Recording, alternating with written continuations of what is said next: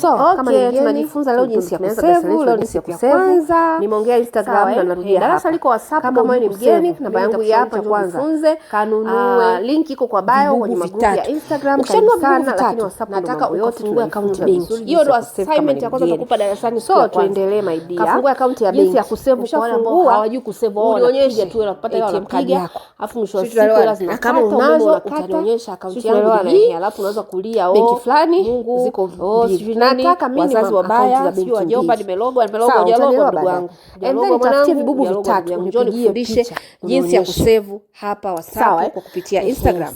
So mimi napenda kuanza na watu kama kusave kabisa wanaoajiri wameajiriwa kulipwa mshahara. Na washauri cha kwanza mshahara 50,000, fungua account mshahara 200,000 tu, unalipwa mshahara 300,000, unalipwa mshahara 200,000, alafu kanunua vibubu 500, unalipwa mshahara 1,000,000. Njoo navyo darasani. Yaani unionyeshe kwa picha.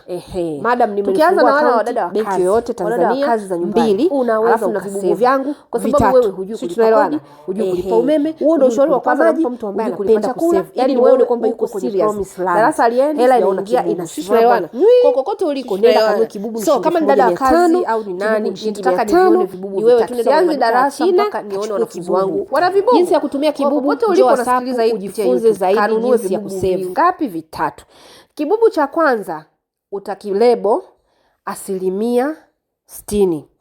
Kibubu cha pili utanilebo 15%. Kibubu cha tatu utalebo 25%. Tuanze hapo kwanza tusiende kwingine. Sawa, kwa nini unatakiwa kibubu? Kwa sababu naamini kibubu kikiona mezani kitakumotivate kuingiza hela ndani. Utatumia hela yako vibaya. Now, Mungu alivyoweka, sawa, kwenye ubinadamu. Kwa binadamu kuishi, anatakiwa aweze kupata mahitaji yake muhimu matatu kabla hajaenda kokote kule.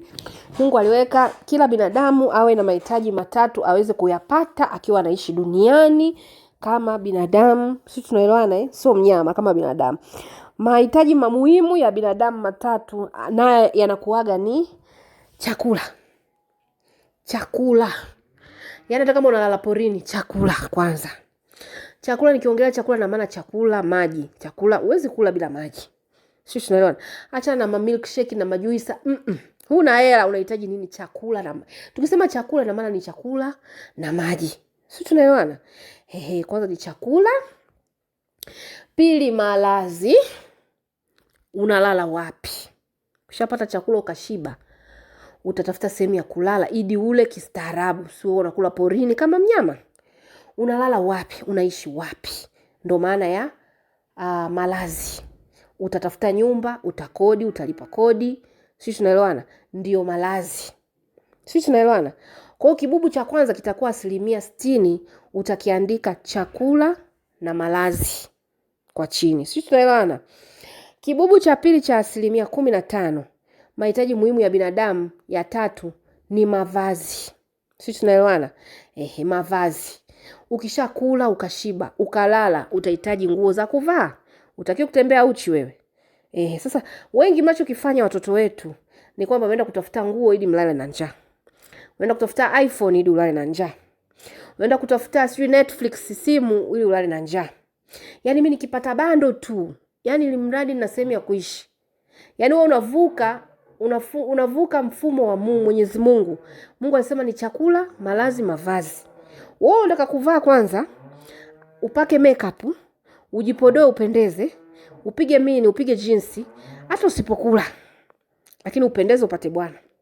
Yaani wewe unambypass Mungu, unataka ufanye vitu vya ajabu vya hovyo ambavyo ardhi ilishawekwa. Binadamu apate chakula, malazi ndo mavazi.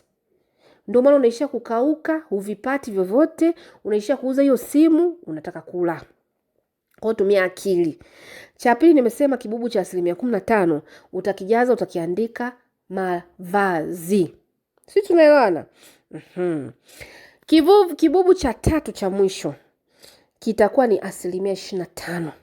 Utaandika 25%, chini utaweka fungu la sadaka na saving. Now, kwa sababu ndo siku ya kwanza, hebu tuangalie kibubu cha kwanza 60% ambao ni chakula na malazi. 60%. 60% hiyo inaenda hivi. asilimia 30 iende kwenye chakula na asilimia 30 iende kwenye malazi. Sisi tunaelewana? Kwa maana ya chakula, kwa maana ya breakfast yako, lunch na dinner. Sawa? Tunategemea usilale na njaa. Uwezo wa kula milo 3. Umeshindwa sana milo 2. Ndio utadumbukiza hiyo asilimia 30 ya hela unayoipata. Kwa kama unalipwa 100,000 kazini, utapiga asilimia 30 ambayo ni shilingi 30,000, utaidumbukiza kwenye kibubu cha kwanza. Alafu utadumbukiza tena asilimia 30 ambayo ili iwe 60 ambayo ni shilingi 30,000 kwenye 100,000 kwa ajili ya shelter ambayo ni malazi. Hiyo itatumika kwenye kulipa umeme, maji, kodi ya nyumba. Sisi tunaelewana? Na hiyo asilimia 30 itakusaidia kununua vitanda kama ndo unaanza maisha, godoro, sijui kapeti, ndoo za kuogea, sijui nini. Sisi tunaelewana? Kama unajitegemea umeanza maisha, kitanda, makochi, hiyo ndo shelter sasa. Malazi, wapi ukae, wapi ulale, wapi ufanye nini, uoge, hiyo ndo malazi asilimia 30, 30 yako itaingia huko. So kibubu cha kwanza mimi ningeshauri watu wanunue kibubu cha kufungua na kufunga. So kile kibubu kilichobana. Sisi tunaelewana?